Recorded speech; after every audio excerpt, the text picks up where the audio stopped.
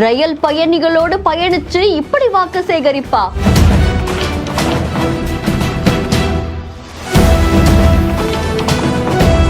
துண்டு பிரசுரங்களை வழங்கி பொதுமக்களை சந்தித்த திமுக வேட்பாளர்.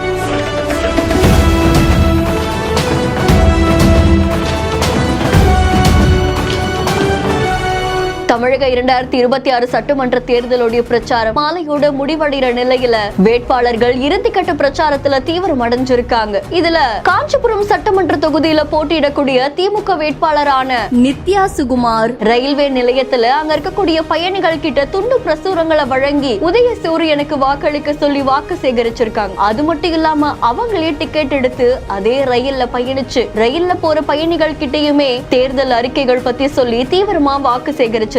இந்த காட்சிகள் சமூக வலைதளங்கள்ல வைரலா பரவிட்டு இருக்கு. இந்த வீடியோ பத்தி உங்களுடைய கருத்துக்களை கமெண்ட்ல சொல்லுங்க. மேலும் செய்திகளை உடனுக்குடன் தெரிந்து கொள்ள பிஹைண்ட் நியூஸ் வாட்ஸ்அப் சேனலுடன் இணைந்திருங்கள்.